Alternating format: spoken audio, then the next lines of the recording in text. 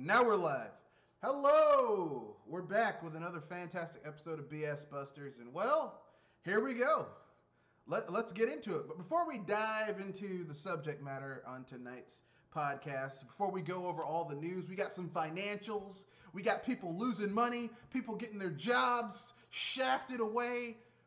Let's have everyone introduce themselves, starting with the lady first.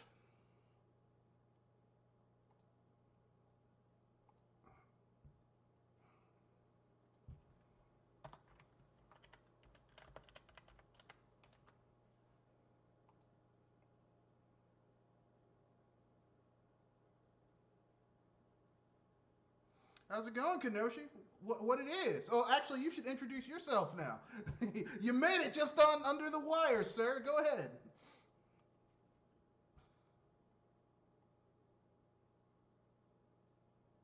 Yeah, I have to agree with you. I mean, the Switch, even though the Switch is very lackluster for me, I would say that right now it is my favorite ninth gen console slash handheld slash hybrid.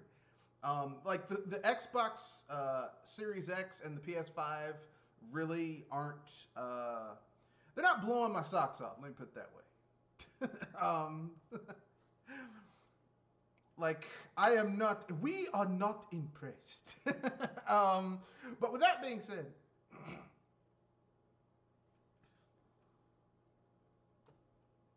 Well, I mean, that's the thing. Like, the PS5 isn't doing anything I can't do on my PC. Like both the PS5 and the Xbox Series X, they're like, okay, the PS5 is like, well, we have a really fast uh, uh, SSD, which makes loading seamless. Well, I can wait until Cyber Monday and buy a really fast SSD, add it into my PC, and I have access to the same types of speedy loading. So really,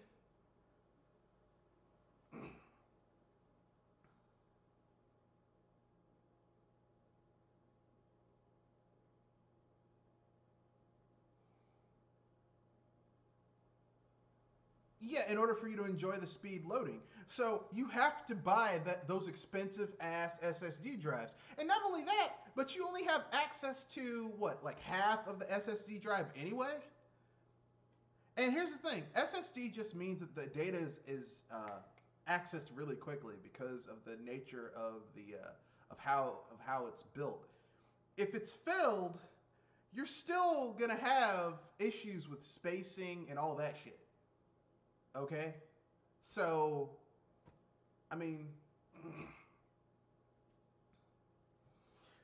let me put it this way. No console has solved the memory issue with their games yet for ninth gen. The Switch hasn't, the Series X hasn't, and the PS5 hasn't. The Switch is the most...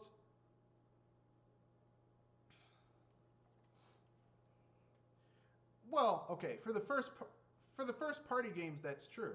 But I mean, like, if all you have is a Switch and you want to, and which means you're going to be playing third party games too, you have to invest in a memory card. And if you want a decent sized memory card, because a lot of people buy their games digital, they don't feel like going and buying it physical. They're just going to download it. So you're going to need a decent size micro SD card. So even then, it hasn't been fixed. It's just the Switch is the Switch is like the least evil. It's the lesser evil.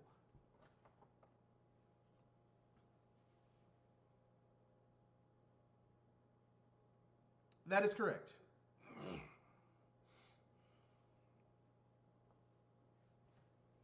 I mean, they basically are. Like, basically, the Series X is the Pro. I mean, it's basically the Xbox, whatever the Xbox's Pro version was, it's basically the Pro version of that. That's all the Xbox Series X really is. It's a micro gaming PC, okay, folks? It even looks like a micro gaming PC. It's a micro gaming PC, all right, with a lot of shit stripped out so that like it doesn't have the functionality of a real gaming PC, and you can't really expand it. Same thing with the PS5. But anyway, before we go any further, here's what's on the docket for today's cast. We're going to talk about, speaking of things. We're going to cover the pros and cons of the next gen consoles from Microsoft and Sony. Nintendo already has their next gen console out, so we don't really need to discuss that. But we can contrast and compare between the three.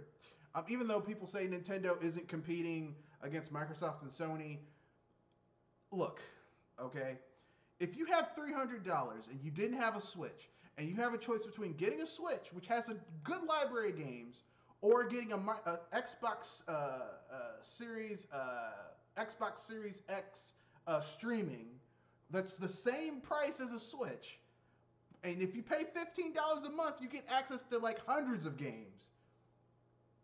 You know, that becomes a real. There's a competition for those entertainment dollars.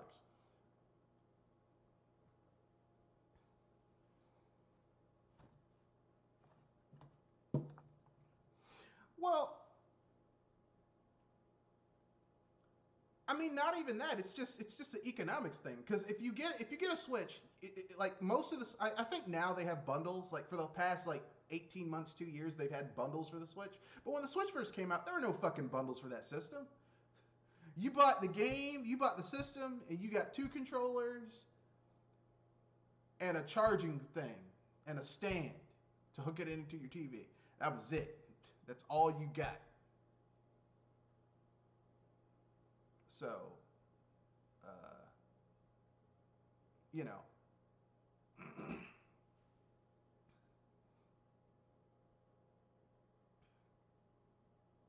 Yeah, yeah. Well, I mean, if you really want to play those games in the most premium version or the most accessibly premium version of portable gaming, then the Switch is going to be your thing. Since I don't really want to play a premium handheld game, like I would rather have handheld games be handheld games and have console games be console games and not have the two become this intertwined mesh of bullshit. Um, but that's my own personal opinion. But anyway, we're not talking about Nintendo. We're talking about Sony and Microsoft.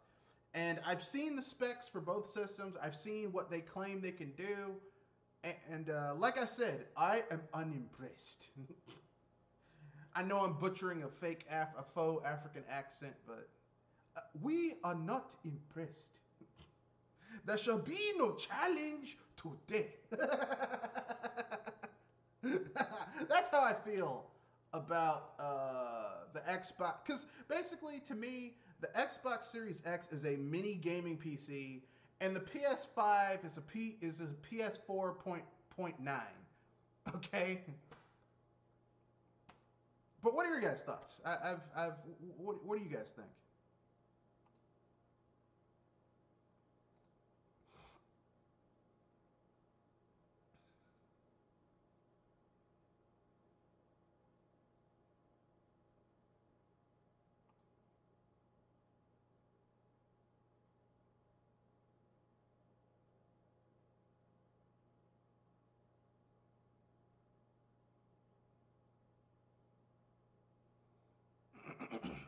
Well, I mean, it's your guys' discussion. I want you guys to go. Go ahead.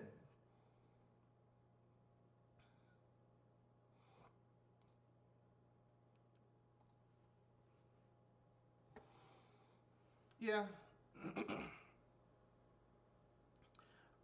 I mean, I hate to break this to people, but your best bet instead of getting an Xbox One Series X, like the premium version, and a PS5, your best bet is really just to save your money and get it. Get a gaming PC, because basically a lot of Sony's games are going to come to PC anyway. I guarantee it. Microsoft's games are automatically going to come to PC, and get a Nintendo system and you'll be fine. Believe me, there's no reason to own these consoles. And I know people are like, what about Game Pass? Game Pass is on PC too.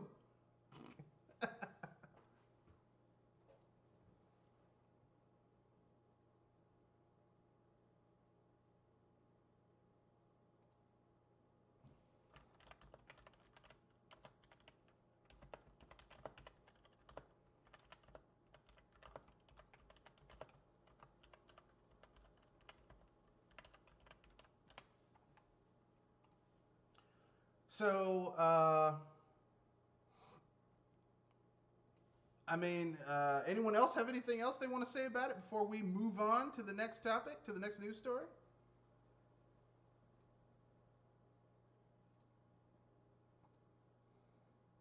Uh, okay. This is about some of the people.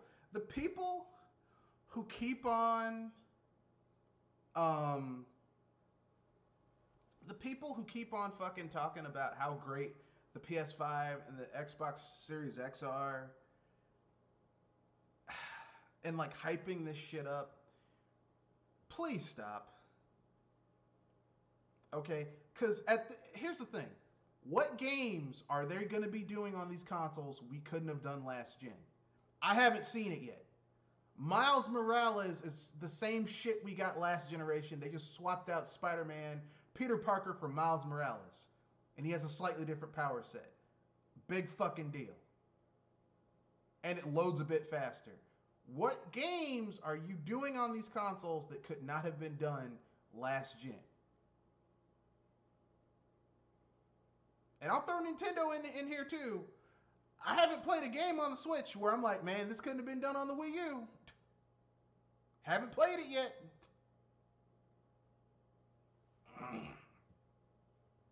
What?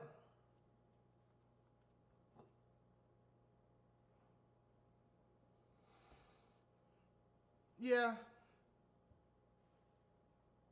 Yeah, it's yeah. It's sad because I remember even with the Nintendo's 8th gen console, the Wii U was doing shit I could have never done on the Wii. Like you couldn't have done Splatoon on the Wii. That shit wasn't happening on the Wii. But you know, I'm gonna leave it alone. But anyway, yeah, there's no use beating a dead horse at this point. Yeah, there's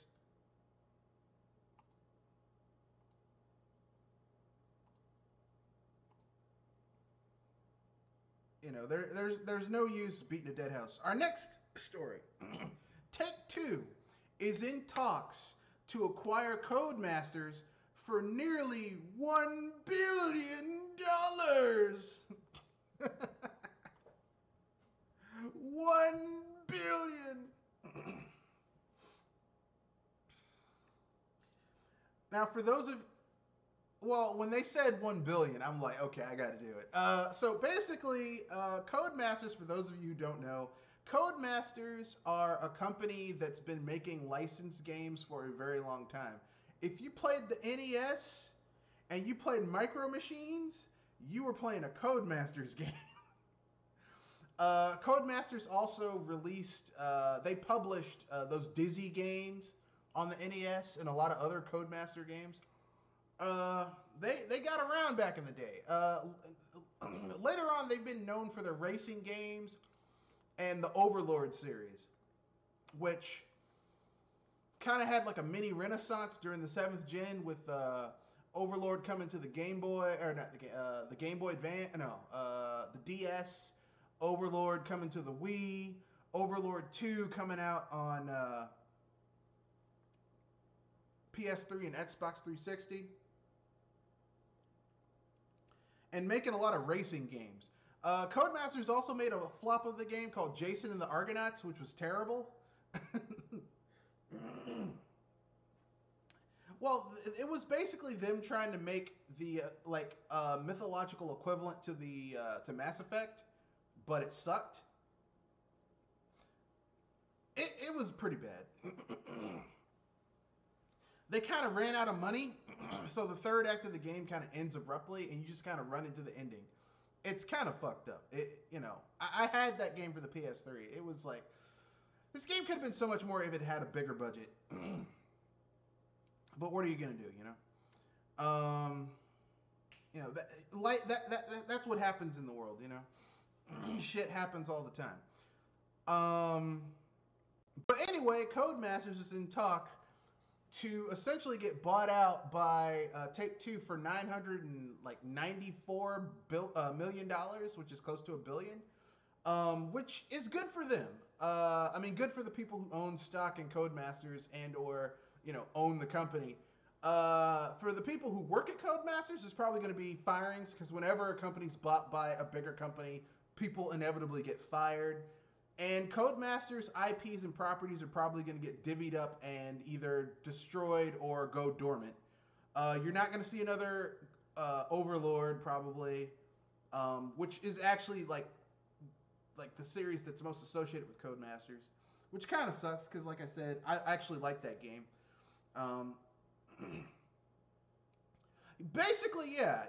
You play as the Overlord, except I had a frog in my throat. Overlord is basically like Pikmin, except your minions have a fuck ton more personality than any of the Pikmin do. Like, yeah, basically Pikmin are like flowers with googly eyes that make weird noises. The minions, actually, you interact with them. They say shit. Like, you send them out to get shit, to get items and gold. They run back to you like, Master, gold! Shit like that. They attack people. They have personality. There's like minions in your tower that you can abuse, and kill and sacrifice. I mean, it's fun. It's fun. I will say that the first Overlord is better than the second one. Because in the first Overlord, you could kind of be,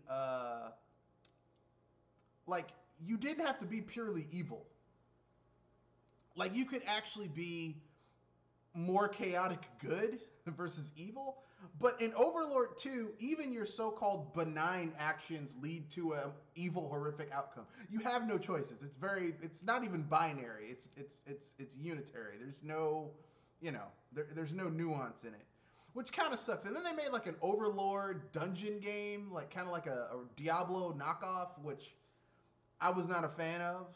I was like, this isn't. Y'all are just running out of money, aren't you, to make these games?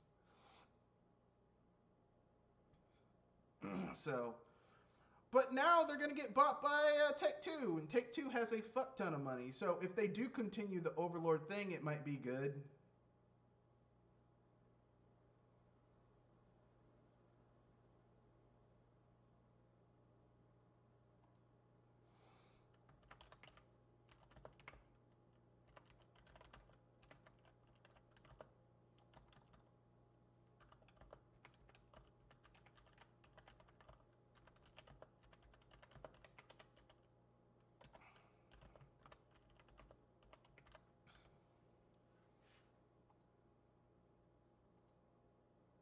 So,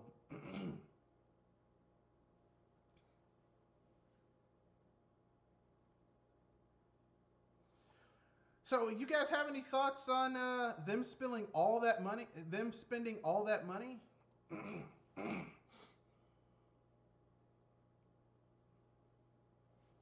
I mean, people are going to get fired either way. So,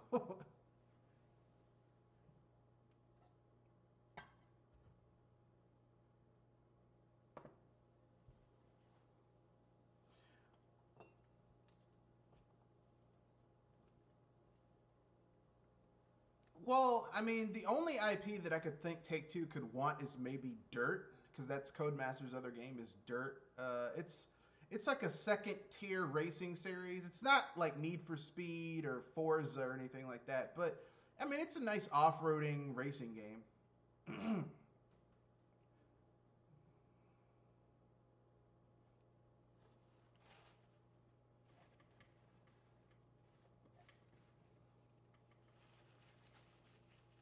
No, Tony Hawk got run into the ground by Activision, and then they had to give it a break for a while. Like, Activision's big thing is that they will continue to make a series until it is ragged as fuck. As my grandmother used to say, my grandmother was an old Southern lady from Georgia. She used to say raggedy as run it down to the teddy brick. I don't know what a teddy brick is, but it must be a raggedy ass motherfucker. But basically, she would basically Activision will run a franchise ragged, like run it into the ground, and then when it's like down to the husk, they'll leave it alone, let it lie fallow, let the maggots come and the mushrooms come and churn it back into the ground, and then it'll grow into something new, and then they'll run that into the ground. They'll bring it back and run it to the ground again. Hence why they're bringing back Tony Hawk Pro Skater. You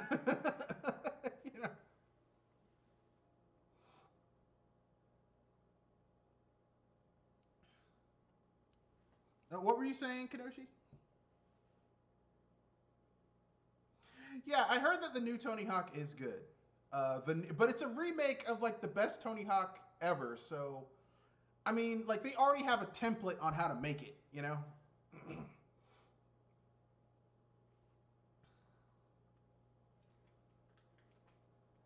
Oh, you mean Tony Hawk 5?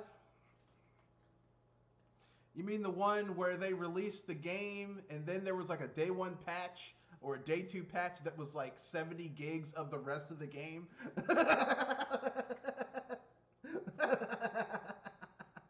Yeah, that was some sad shit right there.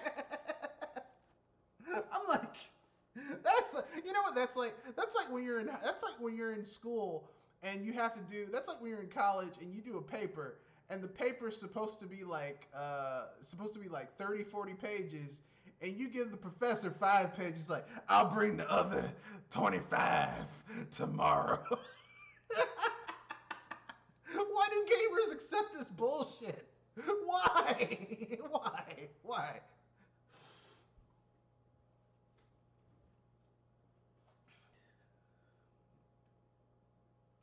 You gonna get an F. It's automatic. Yeah. I mean, if you're lucky, you might have a professor who caps off how low you can go to like 33%. But but take it out of the scholastic realm. If you went to a restaurant, right, and you ordered, like, you had your salad, right? You ordered an appetizer, so a salad or breadsticks or whatever, a soup, and then they brought you your entree, and they only gave you 25% of your entree. They're like, we'll bring the rest out in 15 minutes. You'd be like, what type of bullshit is this?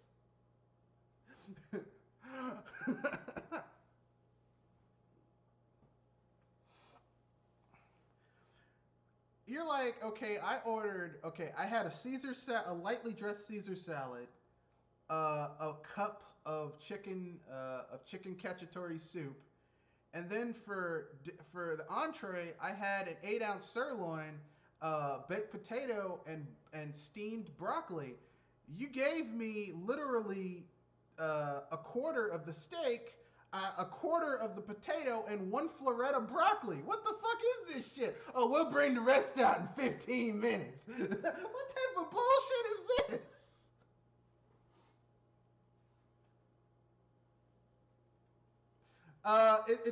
It's about Tony Hawk 5 where they released the game and then they gave another 70%. They did like a 70 gig patch after the game came out that was the rest of the game. So literally they sold people a $60 incomplete game and did the rest after the fact. I mean, it's it's like your parents. It's like if this is like when your parents tell you, okay, we're going out of town. Keep the house clean, no parties, do your homework, mow the grass, do the dishes, and no people are allowed at the house. And literally, your parents call you when they're 30 minutes from the house, and then you try to do all that shit you were supposed to be doing all weekend in 30 minutes. That's basically what they did. Oh, let me do all this shit right now. No. And gamers accept this type of this is modern gaming, and all of it started when Microsoft gave developers hard drives, so they could fucking just patch games and fix them after the fact. It was one of the worst things that ever happened to gaming, and I stand by that statement. I know some people will disagree, but I don't care if they disagree. I really, that's my opinion. Next little bit of news. Electronic Arts was teasing on Friday, November 6th. Awesome news for Mass Effect fans. Well, today is November. Well, I am. I am a Mass Effect fan, despite what many people may say. I know some people will say, oh, how can you be a Mass Effect fan when Mass Effect never came to Nintendo systems until the Wii U, and they gave us the shittiest version of Mass Effect 3. Well, I own other consoles, and, you know, while I fucking hate EA, I liked BioWare before they were ever bought by EA. So at the time, I was like, I'll support this company that I like, this studio that I like. Well, it did bite me in the rear end because I played Mass Effect 3, and that game is trash. And then, on top of that, I played Mass Effect Andromeda. And here's the sad thing about Mass Effect Andromeda. Mass Effect Andromeda has some really good ideas, and had it had another 6 to 8 months in the oven, probably could have been a great game. But EA shit out Mass Effect Andromeda, half formed and half finished, so that they could move staff from Mass Effect Andromeda to Anthem. And here's the thing, here's the sad thing. Mass Effect Andromeda is terrible. It's still better than Anthem.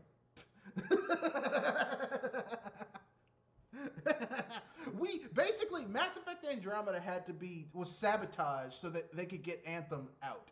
And Anthem, it wasn't worth it. Like, the sacrifice they made wasn't worth it. That's all I'm saying. But anyway, Mass Effect, the news for N7 Day is this. They're remastering the Mass Effect trilogy in a new engine with all of the DLC. All the single-player DLC, the promotional DLC, everything. So you get everything in one package. And people are going to ask me, are you going to get it? You're damn right I'm going to get it on PC. Following news, for those of you, I only buy Nintendo consoles and I only play on Nintendo consoles, people. You ain't getting it. Okay. To the surprise, to no one's surprise. Well, to no one's surprise. I mean, you know, how many times do Nintendo gamers have to be bent over and screwed up the patootie by EA before they realize that EA doesn't give a fuck about us as gamers? They don't.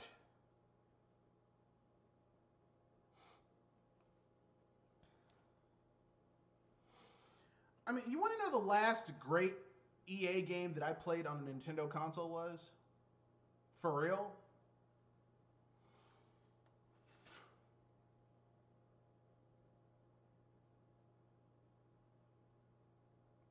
No, it wasn't. I'm not into sports games. Not because at the time I was kind of an overweight nerd, but because if I actually was very athletic when I was younger, and even now, even though I put on some weight and because of COVID, I still, if I have the chance, can be very athletic. Like I'm in pretty good shape.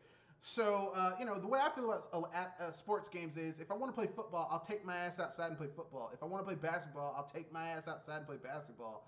Why the fuck would I want to sit on my ass and play a sport when I could go outside and play it? It doesn't make sense. No, the last game that I played from EA that on a Nintendo system that I truly enjoyed and that was well made was The Godfather Black Hand Edition on the Wii.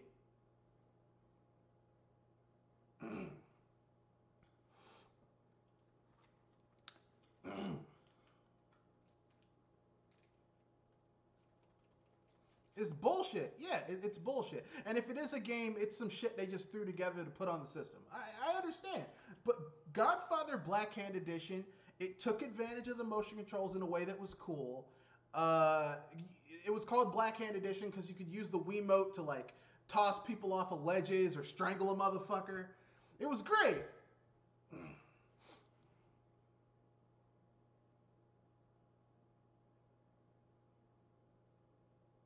You used it to like, if you had a Garrett equipped, you used it to Garrett a motherfucker to death. Like, literally, like when you were sent on the mission to kill that fucking horse and put it in that man's bed so Johnny Fontaine would get that movie, like, you had to use the motion in order to saw the poor horse's head off. Look, listen, that was one of the last truly great EA games on a Nintendo console where they actually gave a fuck. And the game was of some quality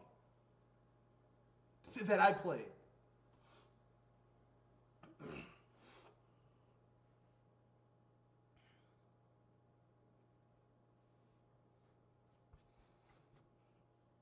Well, I mean, here's the thing. I'm a god.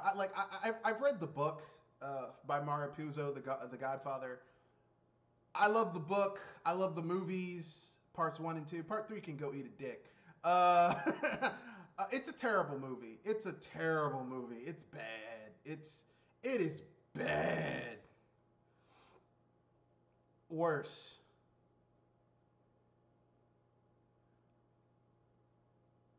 But anyway, because here's the thing. Godfather Part 3. Well, okay, never mind. This isn't a movie cast. One day, if like during the holidays, I'll have a special cast when I have nothing but, well, actually, I have nothing but free time now, but getting everyone together. One of these days, when people are on vacation and we have nothing but time, I'll do a cast about movies and I'll tell you guys what The Godfather 3 was supposed to be and versus what we got and why Godfather 3 is so fucking atrocious. But that's neither here nor there. Yeah, EA, the last good EA game I played on a Nintendo console was on the Wii, so that was 2 console gens ago, and it was The Godfather Black Hand Edition, which was basically a GTA game, but no, it was basically a GTA game, except it was set in The Godfather's New York, and you got to fight the 5 families: the Cunios, the Stracci, Barzini, Tatalia. The 5th family is Corleone, but you're of the Corleone family, so you don't fight them. But the other 4 families, you're fighting New York. You're taking them out. You're taking out their strongholds, and it is a surprisingly good game. So when people tell me the Wii was for kids, yeah, they had a game where you strangle a motherfucker to death and throw a motherfucker into a baking oven, alive, to kill him.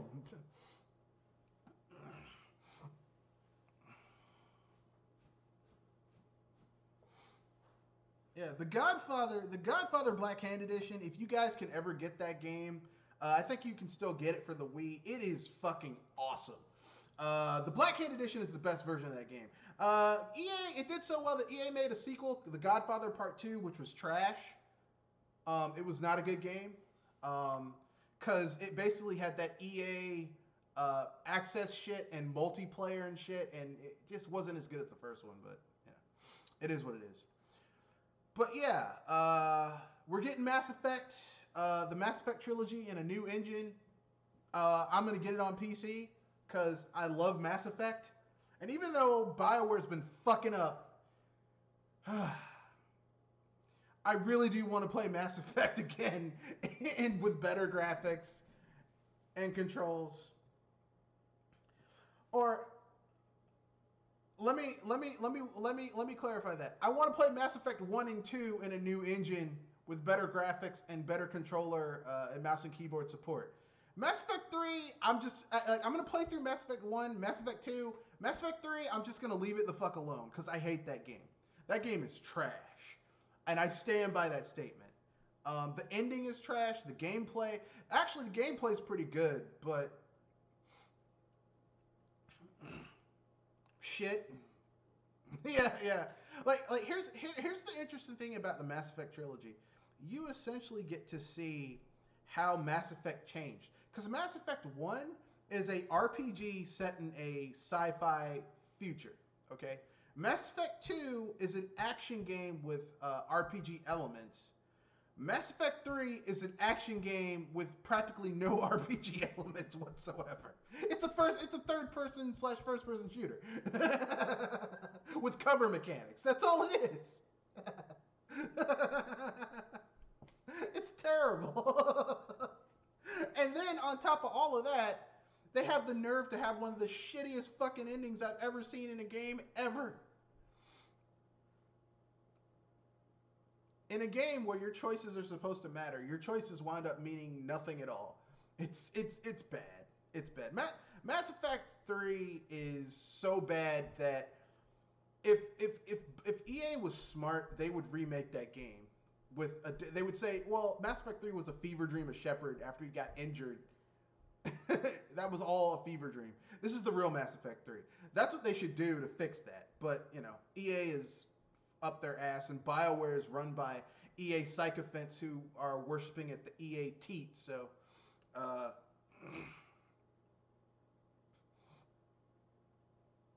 Like they did the Blizzard. Yeah, like they did the Blizzard, except Blizzard is way bigger than BioWare, so it's taking a longer amount of time. But the same things happen in Blizzard too. So there you go. But yeah, Mass Effect and Mass Effect Trilogy is remastered. It's coming out. I'm gonna get it. I don't know about you guys. You can speak for yourselves, but I'm getting it. I'm getting it on PC. Yeah, because I like Mass Effect. Like, here's the thing.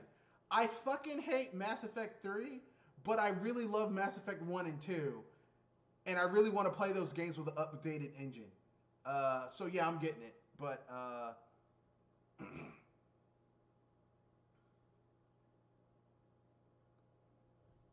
well, it's coming out with all the DLC, so you get all the shit. All the shit. Remember, people forget how that game had DLC that was split amongst all the different versions. Like, there was some DLC that was only on the PlayStation 3. There was some DLC that was only on Xbox. There was some DLC that was only on PC. Now, everything is coming, is all in one place. So, it's a new engine.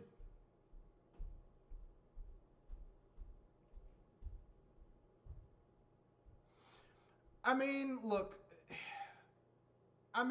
they'll probably. I mean, it's not coming out till next year, so there'll probably be a trailer out for it, and they'll probably hype it up as it gets closer to coming out.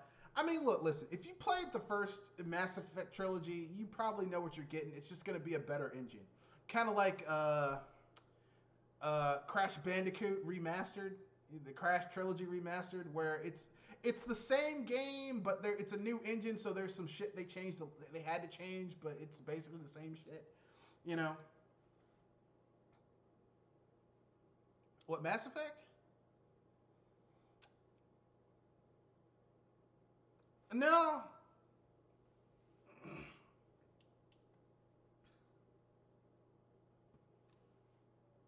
that's hard to do because Crash Bandicoot's really kind of hard to play on the PlayStation, like old school style.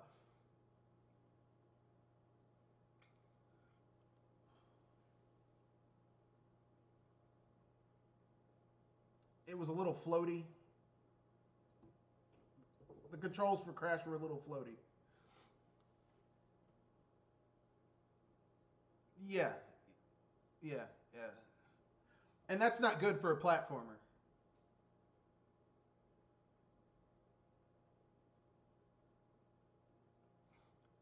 They gave Crash weight. Yeah, yeah, yeah. Donkey Kong Country, the rare Donkey Kong Country's Donkey Kong. Even though he's huge, he's still kind of spry, and Diddy is even more spry. But in the new Donkey Kong Country, every fucking character has so much weight on them. It's like, god damn, you fat motherfucker, move, jump, jump, you son of a bitch, jump. I mean, Cranky, look, the only character who has an excuse to move in slow is Cranky because he's an old man. Okay? But everybody else, you're young. You should be moving.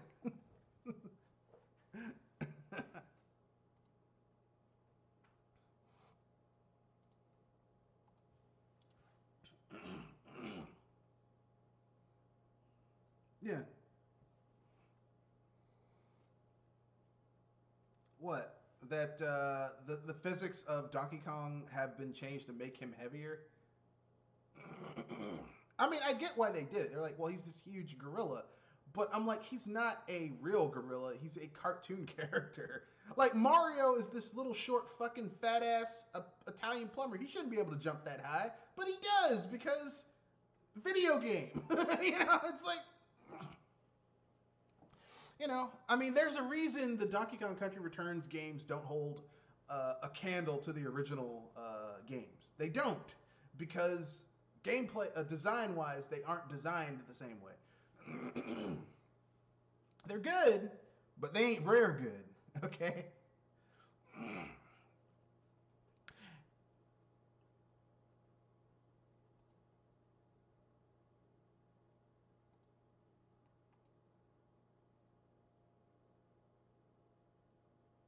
Yeah. I mean, they should have included a classic. They should have included a classic mode in the new trilogy where you could play it the old games on new hardware. But you know, it is what it is. But anyway, that would have required a lot of like, yeah, backwards engineering, and Activision don't want to put that type of time into shit. They ain't got time for that. Yeah, and they'd have to get that code, and it's just because right now, I mean, what I forget which game was being remastered. Some game is being remastered, and EA holds the code. System Shock. System Shock is being remastered, or not System Shock. Some game is being remastered, but EA holds the original code. So even though the people who are remastering the game hold the IP, they don't hold the code. So they had to put on hiatus the remaster because they don't have the original code. No, the game that's being remastered is shit. Damn.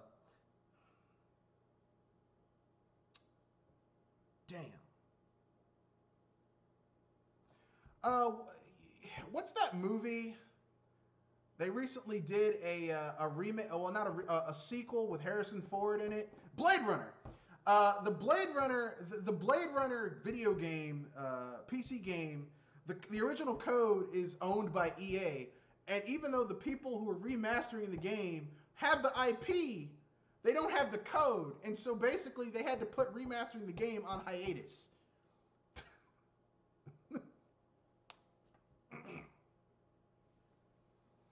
No, it was the Blade Runner game. Basically there was this adventure game that was made on PC back in the day for Blade Runner, where the game basically has a random algorithm. So basically, every time you start a new game, the people who are replicants and the people who are human changes up. So every time you play the game, it plays out differently. It's actually pretty fucking genius, really.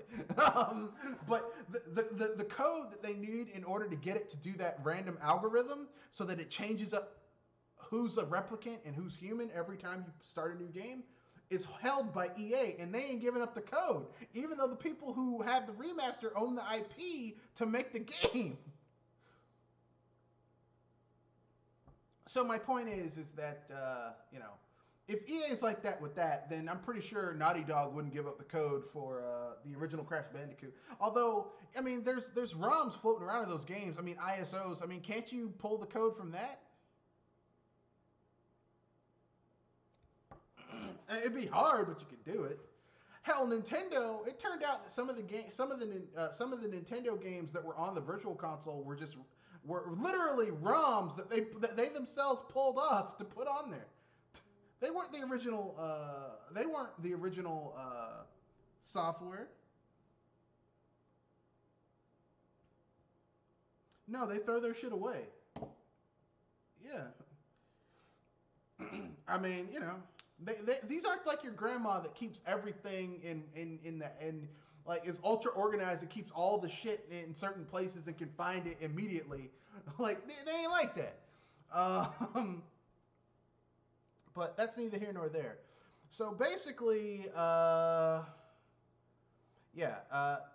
Mass Effect. Also, apparently, a new Mass Effect game is in development. Here's hoping it's not as shitty as Mass Effect Andromeda. And here's hoping that BioWare isn't sabotaged by EA. Or maybe EA didn't. Maybe they sabotaged themselves. Here's hoping the game isn't sabotaged like Andromeda was, so that they could go work on Anthem, a game that no one wanted. Speaking of games that no one wanted, you see that segue there? It looks like Square Enix's Marvel's Avengers is a flop.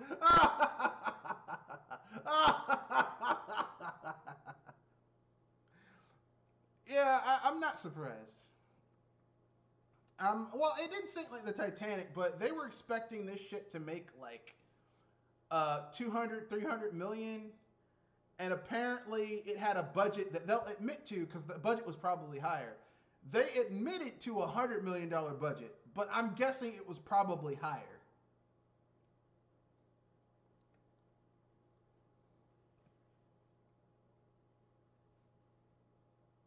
Well, I don't know about you guys, but I played a lot of Marvel games back in the sixth generation when they started getting good.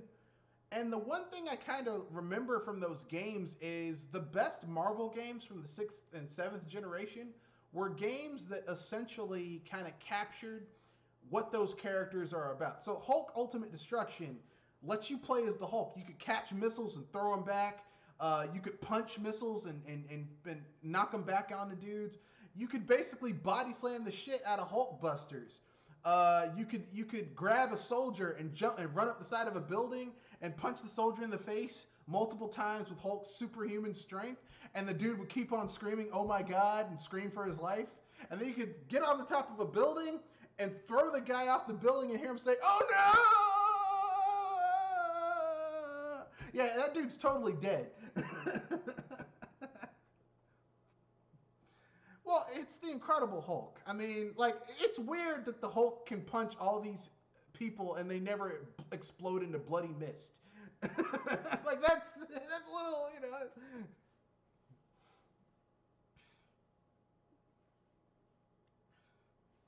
Yeah. Yeah, they should. That's why I like.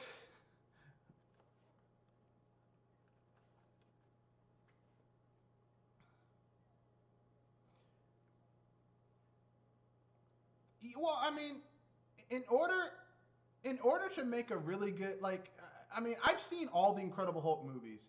None of them have done justice to the Hulk. Even the Avengers movies didn't do justice to the Hulk.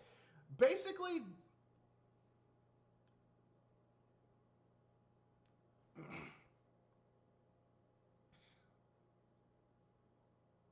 yeah, they did. They made him consecutively weaker in each movie. But the thing is about the Hulk is if you wanted to make a really good Incredible Hulk movie, it would have to be rated R and really violent because the Hulk is. I mean, like, this is why I like Ultimate Hulk versus Ultimate Wolverine. Because the Hulk, like, all this shit, oh, Wolverine's so badass. Wolverine rips Wolverine in half and throws one half in one direction and throws the other half in another direction. And that's it. Like, people are like, Wolverine's so badass. Wolverine ain't shit compared to the Hulk, okay? They're on completely different power levels, okay? Um, so yeah, Marvel's Avengers, uh,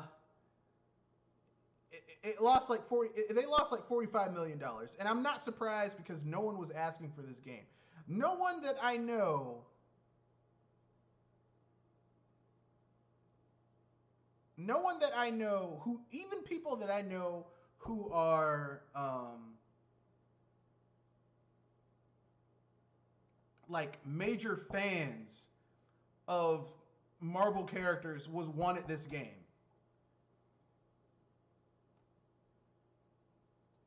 And when it came out and people saw that it was just a Destiny clone with Marvel characters, like that was the nail in the coffin for the shit. It was like, well, bye. That's basically what happened. It's like, so you can't even do us the courtesy of having, because I mean, back to what I originally said before I went off on that tangent. The really good Marvel games really kind of take advantage of those characters' abilities and powers. So, like, Spider-Man 2 is considered one of the best Spider-Man games ever made. It's a great game because they recreated Manhattan and really got web slinging down where it feels great to do in game.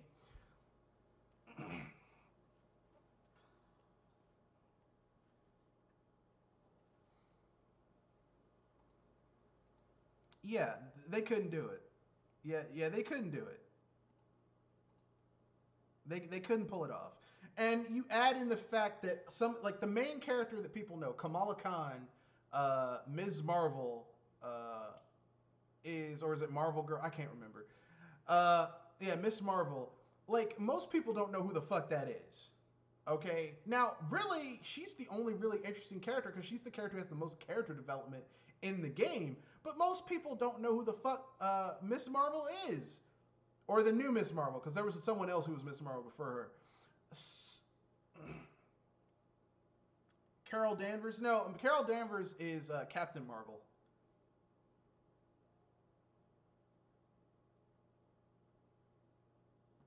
Yeah, there's well, okay.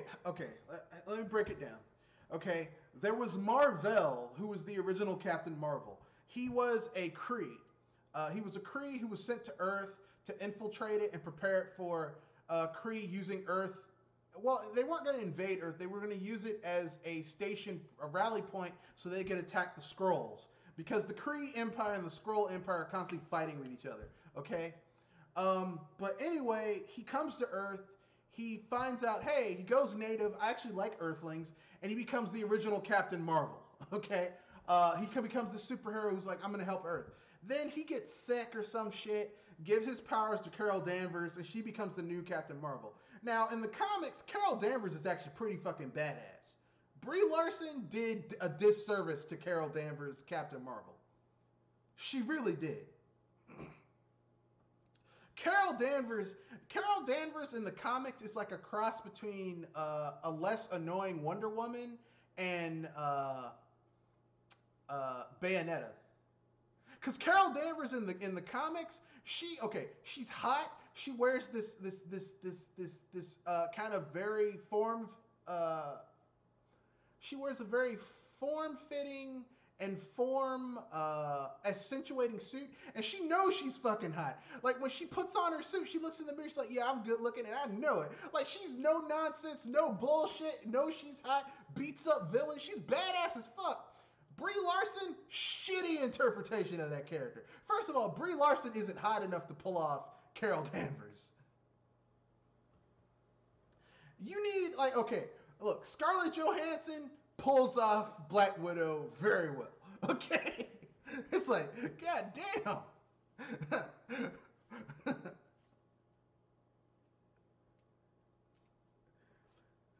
Did Black Widow beat your ass? No.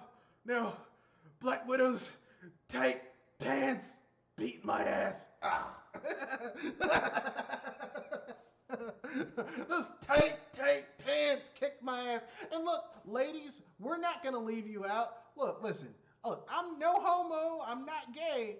But Chris Evans is Captain America? Yeah. Chris Hemsworth? America's ass? Chris Hemsworth?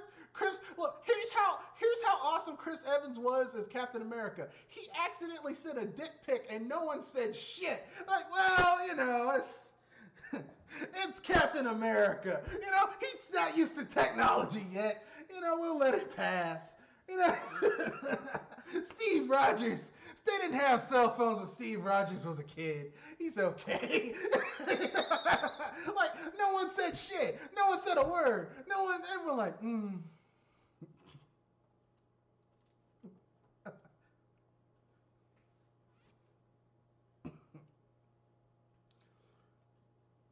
Yeah, no one said a fucking word.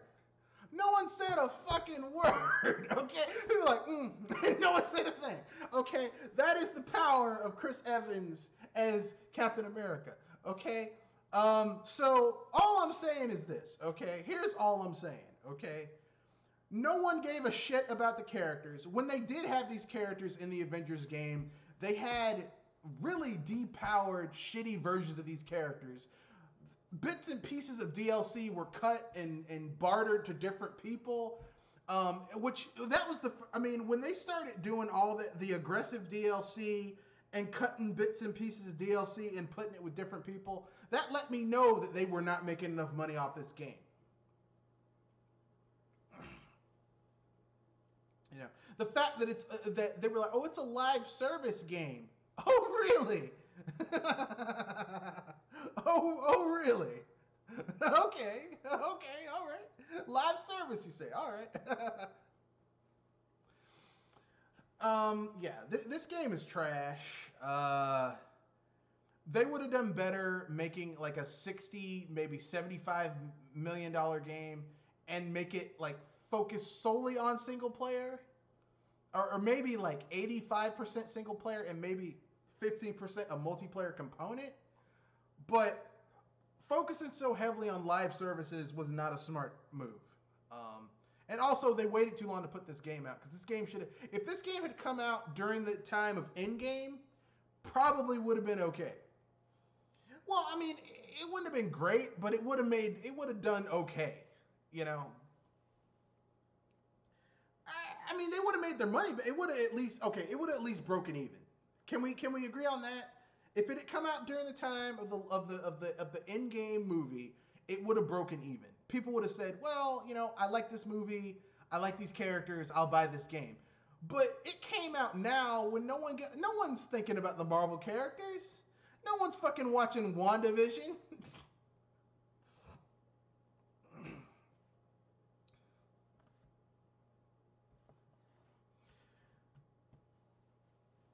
Well, I mean, I'm not going to go that far.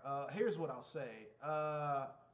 They're transitioning to a new stage of the Avengers, and anyone who's read the comics knows the Avengers is constantly changing. There's new people coming in, old people leaving, they're bringing back old people. So that's nothing new, okay?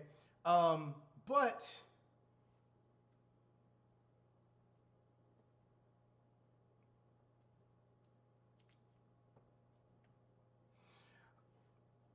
well, I mean, here's the thing. I have nothing against them changing characters because, I mean, look, listen, they can't bring back T'Challa because Chadwick Boseman's dead.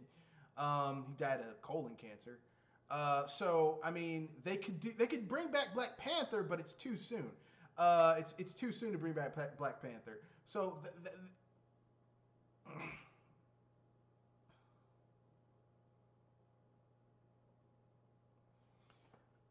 yeah, but that's too far. Yeah, that's too soon. The best they could do is make his sister the new Black Panther, because in the comics that actually happens. T'Challa loses the mantle, and his sister becomes the new Black Panther. And then, you know, if that works out, transition to having someone else take up the mantle too. Because the Black Panther, it's a mantle. It's held by different people, kind of like Doctor Fate in the DC universe, or Doctor Strange, the Sorcerer Supreme in the Marvel universe. Like, different people have held that mantle. Doctor Strange is just the current people who's held that, is the current person holding that mantle, but different people have held it throughout the ages. So, I mean, they could do that, but the Avengers is constantly changing. And, you know, they're, like, here's the thing. Right now, Marvel is the only property, only live action property that Disney has that's actually doing well. Like, universally well.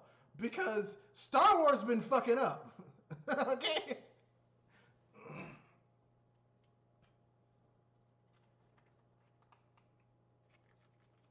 Aside from the Mandalorian, the Mandalorian overall is pretty good. But the only reason the Mandalorian is in good shape is because Kathleen Kennedy had nothing to do with the Mandalorian, and it was all Dave Filoni. What's his name? I forgot the guy's name. He's a director. He's the guy who directed Iron Man 1 and 2. And George Lucas were actually involved with The Mandalorian. Okay? That's why The Mandalorian is good. Because the original creator and people who actually give a fuck about the franchise were involved with that show. Okay? Because believe me, if Kathleen Kennedy was involved with The Mandalorian, it'd be fucked too.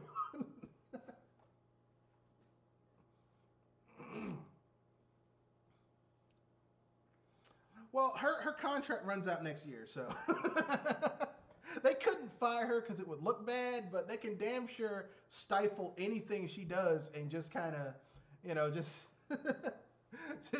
just be like, no, you're not doing that. You're not doing the New Republic, the Grand Republic, the whatever bullshit you're doing. You're not doing it.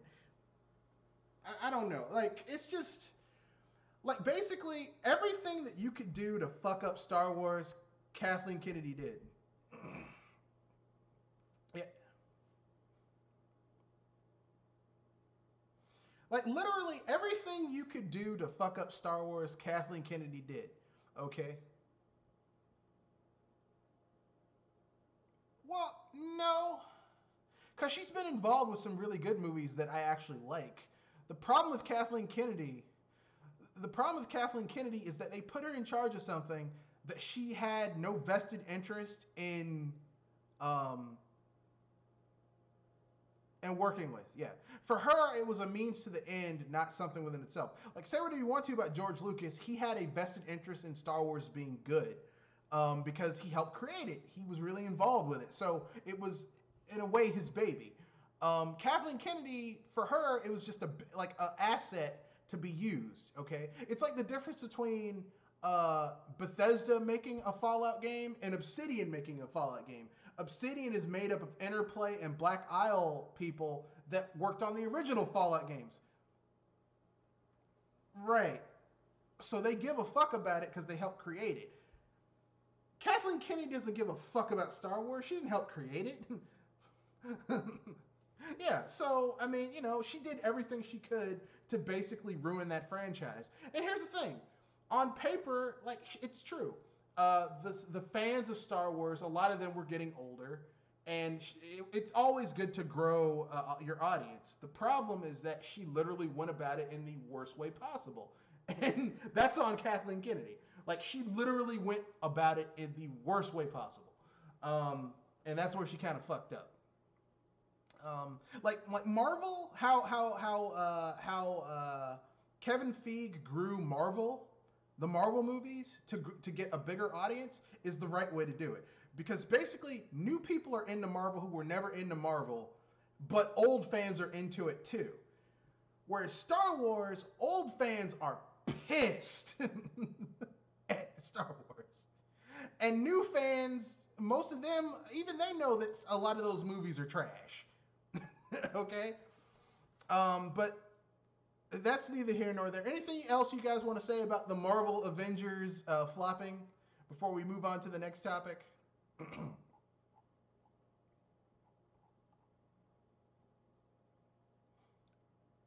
Yeah, I mean, here's the thing. If you're gonna make a game that's basically got a live service and a microtransactions, all that shit, make it free to play.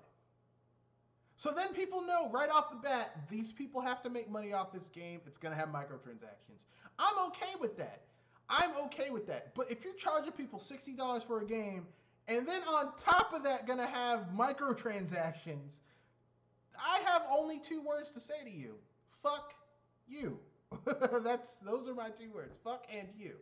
Okay? Or, if you're Korean, fuck you. But yeah,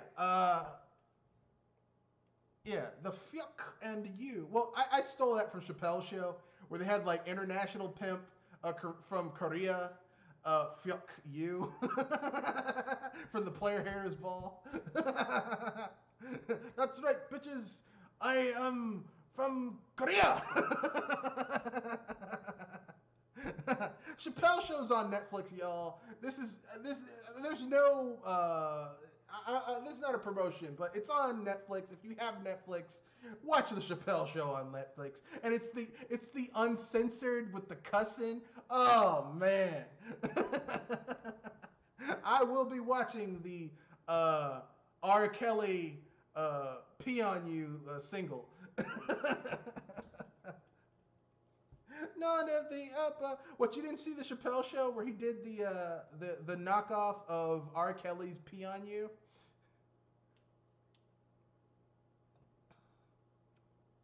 It was hilarious because he does this song where he's making fun of R. Kelly peeing on people.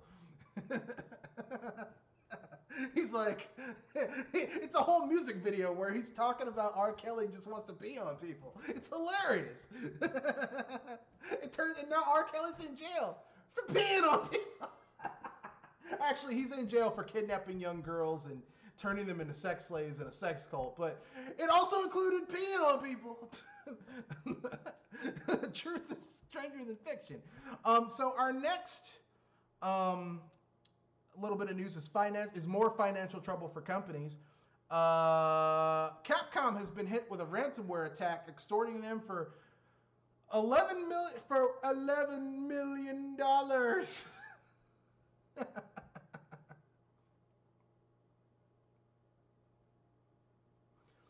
I'm like, God damn.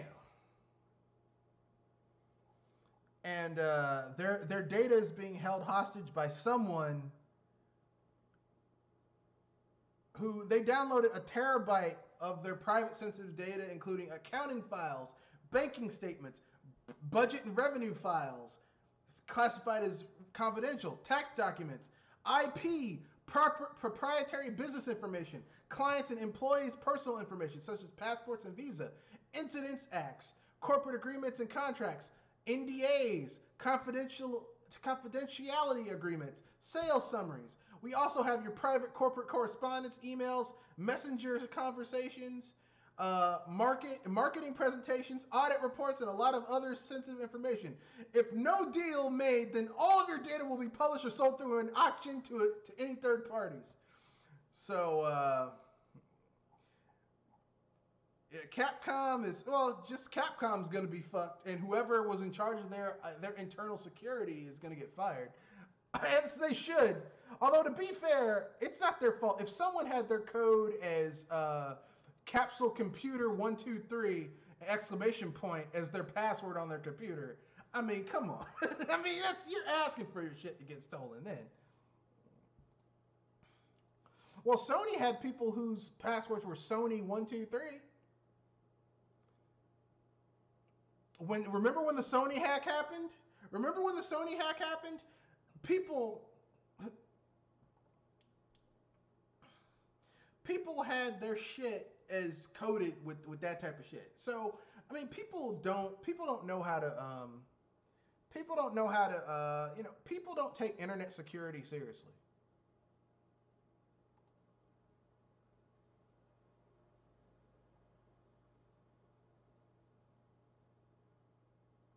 All right.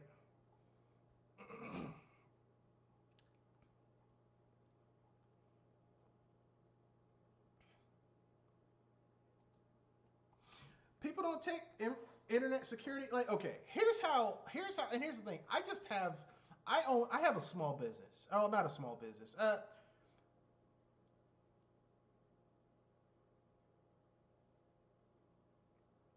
have a relatively small business, and I don't look. My computers at my job, like, in order to get into our register, I don't even have a password on my thing. Instead, we use a key logger, like a USB key logger, and you put the password on that, and it changes every week. And I have a small business. I'm not a multi-million-dollar business.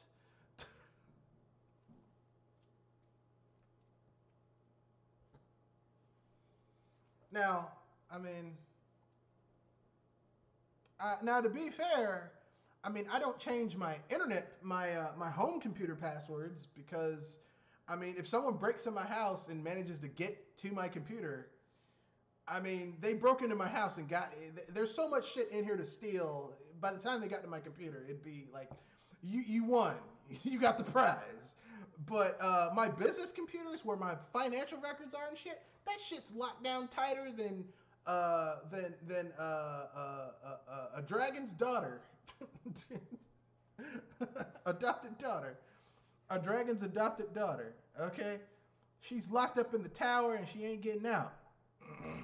Okay.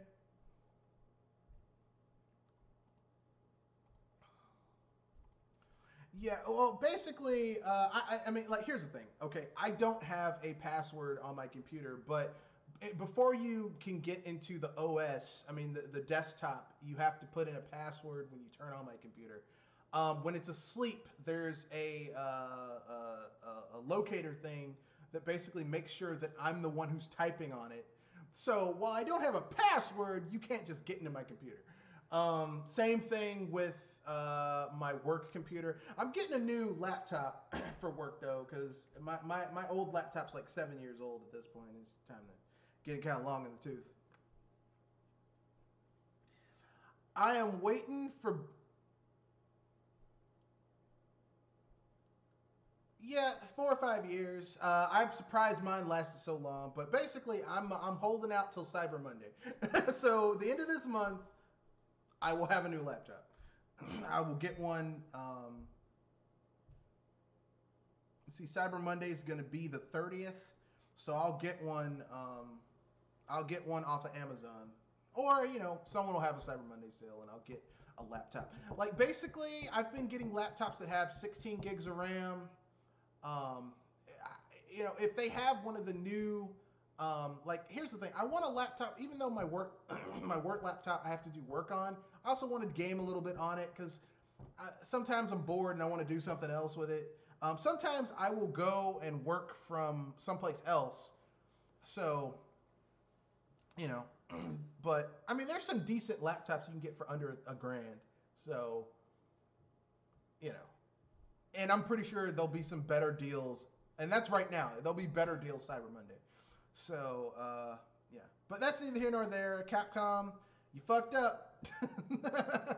Now you got to pay the price. Literally. Speaking of,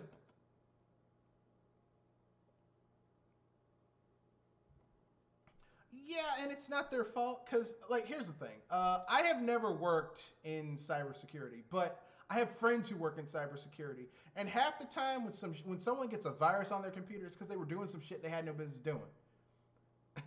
Like they didn't change their password, they let someone use their computer, they were surfing websites they shouldn't have been surfing.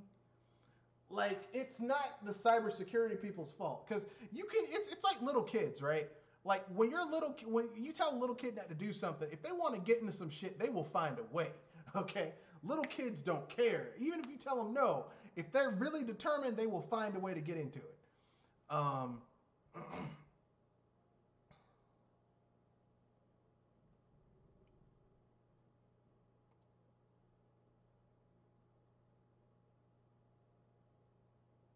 yeah, yeah.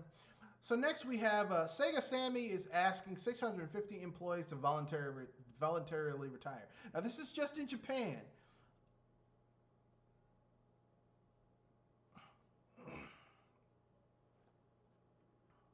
Yeah, but the reason this is happening is not because of Sega, it's because of the Sammy side of it. Because basically Japan got shut down too, and Sammy does those pachinko machines and pachinko slot machines. So basically, like I think they're like the third or second biggest after Konami in Japan. So with the shutdown, people aren't going to casinos or places to gamble, and even if they're open, I mean, it's like, do you trust those people to clean those places enough that you're not going to catch COVID? So, even though, people who are gamblers are addicted to that shit, obviously that's going down. So their revenue went down by, I think, $100 million. Let me check. Um, yeah, a 10 billion yen loss, which is $100 million. So, and the management is taking a pay cut. Senior management is taking a pay cut of 20%, and mid-tier management is getting cuts between 5 and 20%. So, but notice they aren't firing people. They're asking to retire. They're giving them, and here's what they're getting. They're getting a payment of extraordinary retirement allowances and reemployment support for applicants. So I guess the payment of extraordinary retirement is for people who were like, I'm 2 or 3 years away from retirement anyway, so they're just going to give me some extra money to get the fuck out. I'm guessing reemployment support is for people who, like, maybe they're 5, 10 years away from retirement and they still need to work. So they're like, okay, we'll give you a glowing recommendation later so you can go someplace else. I mean, that's better than what happens in America where they're just like, get your fucking ass out of here and here's a box to put your shit in. Get out. And sign this NDA so people don't know how fucking terrible we are.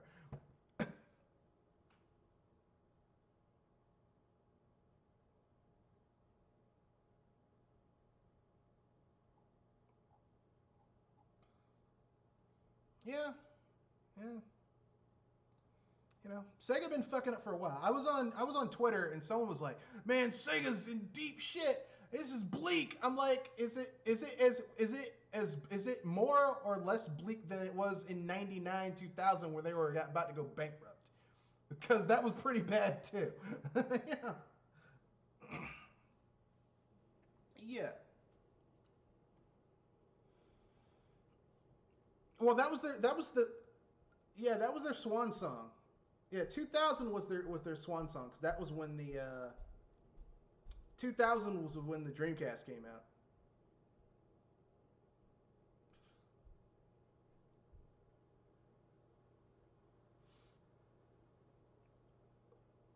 Well, I don't think that's what killed Sega. What killed Sega is that they started, instead of worrying about the games, they started worrying about technology. So they came out with the Sega CD, which did okay, okay, not great, okay. And then they did the the 32X, which flopped harder than a fat kid belly flopping into a full pull. Um, and then they did, the Saturn, which did pretty good in Japan, but nowhere else. Um, and then they did the Dreamcast, and the Dreamcast was actually a great console. Like if Sega hadn't fucked up with the CD, the 32X, the Nomad, the Saturn, the Dreamcast. Like if Sega had done what Nintendo did with the SNES, instead of doing add-ons, they just basically supported the SNES like a year and a half into the PlayStation's life, and then came out with the N64. If Sega had just really focused on making some dynamite first party games, keeping them under budget for them to make, and sold well on the Genesis, and then said, okay, here's the Saturn, let's give people time to get used to it, and stop trying to compete with Sony and Nintendo and just do our own thing, they probably would have been fine. But Sega got caught up in trying to keep up with the Joneses, and it bit them in the ass. So, you know.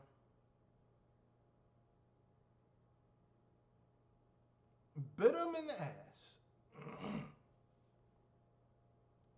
And I mean, and not in a good way. Like, there was nothing good about getting this bite in the ass. And now, now that COVID, like, they made a lot of money in the arcades, but people aren't going to arcades with COVID. You cannot social distance in an arcade, which is why my business is so fucked right now. You can't. You can't social distance in an arcade. People can come in a bar and pick up their shit if you're real alky and then leave. But I mean, you can kind of have outdoor shit where people can. But people, I mean, a barcade, people have to be inside playing video games. Shit, my revenue went down 60%.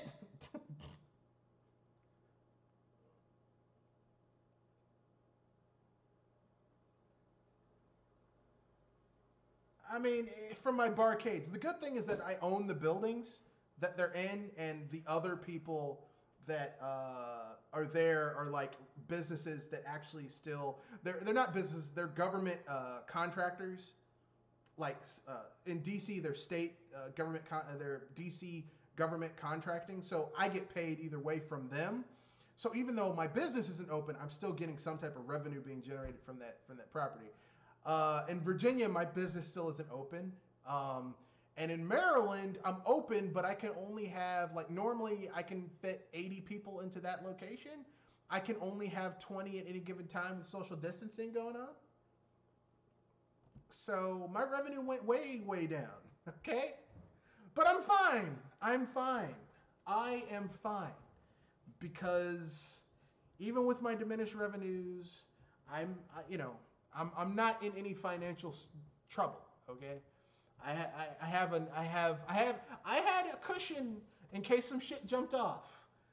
Most businesses do not. Like a lot of businesses are closing because they were going week to week, month to month. I was never in that shape. Over the last 2 years, I've never been in that shape. So my heart goes out to them because when I first opened my business, I was like that. Week to week, month to month, quarter to quarter. But now I don't have to be like that anymore.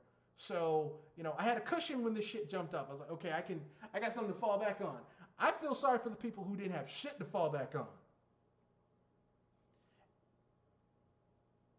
You know,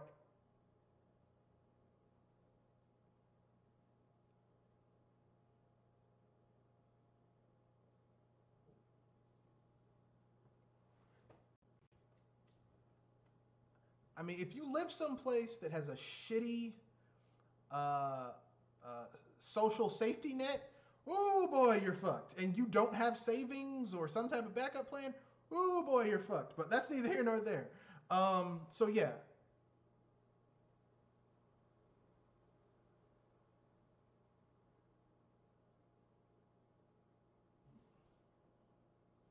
that's what I'm saying.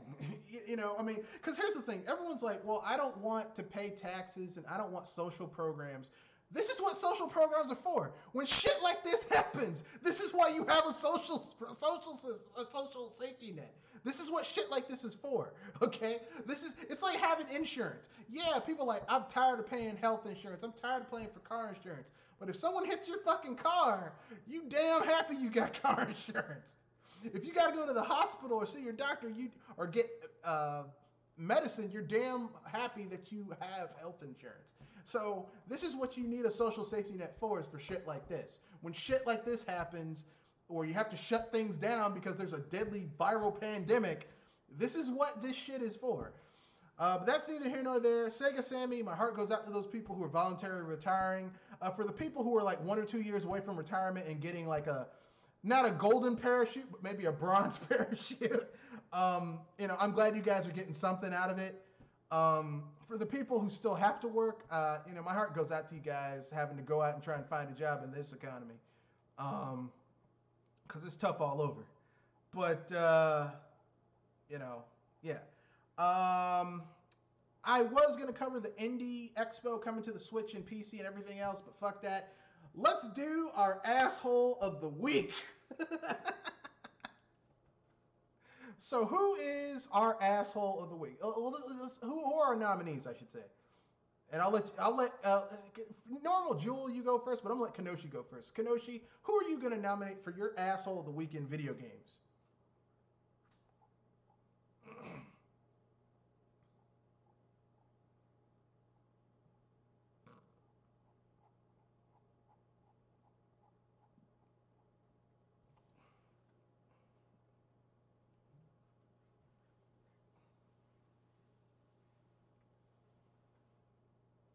Well, I mean, you know what that means, right? They're losing money on these consoles. And they have to make it up with proprietary tech.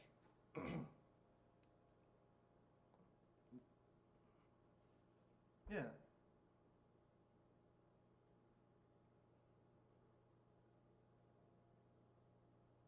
So Microsoft and Sony combined for their next gen consoles. My asshole of the week is going out to EA for the Mass Effect trilogy remaster not getting Mass Effect Legendary Edition not getting a Nintendo Switch version, because it's coming to everything. PC, PS5, PS4, I think. Here, let me check.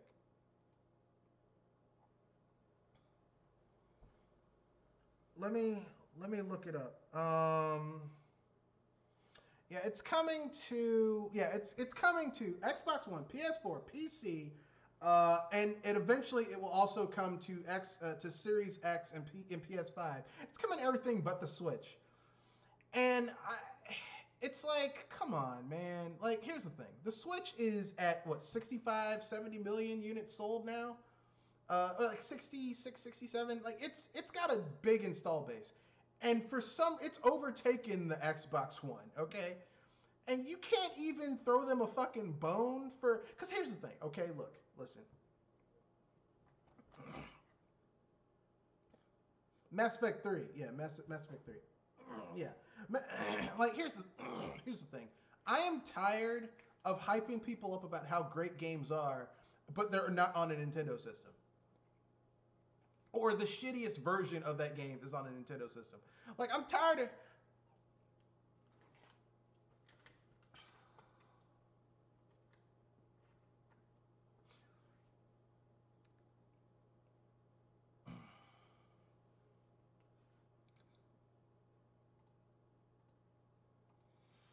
Yeah, so the nominees are Microsoft and Sony for their next gen offerings and how they're bullshitting people, and EA for the Mass Effect Legendary Edition coming to everything but the Switch. So let's vote on it. Mass Effect or Microsoft and Sony? Who's the bigger asshole?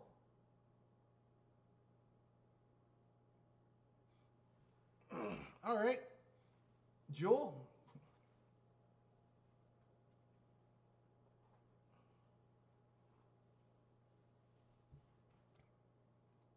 PS3? I was going to say the PS3, but yeah. Well, I'm going to be the tiebreaker then. I'm going with EA and Mass Effect because, like, here's the thing, okay? Microsoft and Sony, it's bullshit, but they're trying to make money, and they're profit seeking. They're for-profit companies. That's their job, to try and make money off of their products. But EA, EA is literally, there's money on the table, and they're like, nah, fuck it. I don't want that money on the table.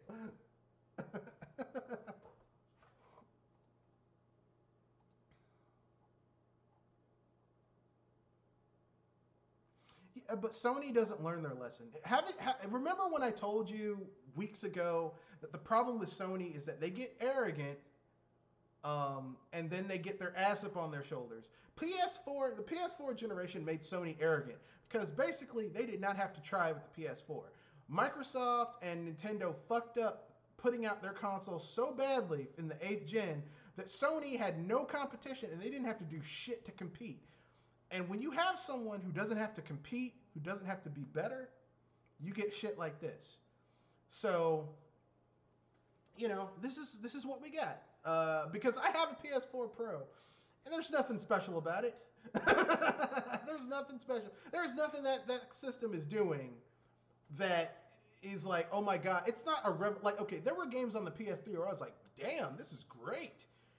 There is nothing I've played on my PS4 where I'm like, damn, this is great, except for the Yakuza Hokuto no Ken Fist of the North Star game. That's pretty good. But I'm a Fist of the North Star fan, so...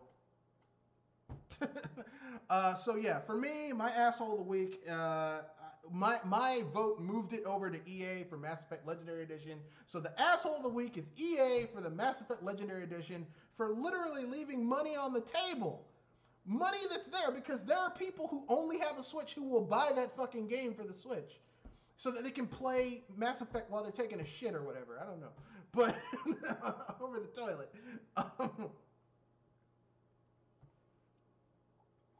You mean the best in-game radio station TV shows? No, because it's almost 9 and you have to go to your thing and I don't want to keep people over. I'll tell you what, we'll save that for Wednesday. We're kicking it to Wednesday. And Wednesday will be a special cast all about miscellaneous topics. We'll talk about the best in-game radio stations and TV shows. Because if you've played a GTA game, you should have some music that you like listening to when you're driving around mowing down motherfuckers. So with that being said, or a Saints Row game. So with that being said, that's the end of this podcast. Anything you guys want to pimp out before we wrap things up?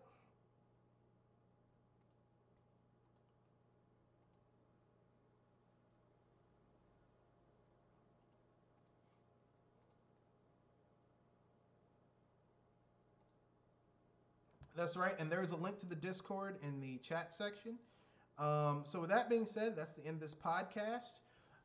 You can reach me at mrredfoxbsbuster@gmail.com. You can at me on Twitter at Matthew Wesley at mrredfox91.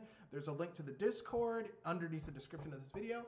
Also, I had a video come out earlier today where I talk this morning where I talk about how Todd Howard is lying to people about Starfield and how they're overhauling the engine.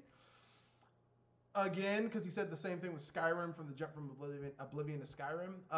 So basically, that's a video. I have a video coming out a series of videos coming out next week where I will be talking about my ideal Fallout game. That should be fun. It's going to be a 6-parter. Enjoy that. I will have a video coming out every day starting Monday all the way to Saturday. So look forward to that. That's the end of this video. We have a podcast every Wednesday, 7:30 to 9 o'clock, and Saturday, same time.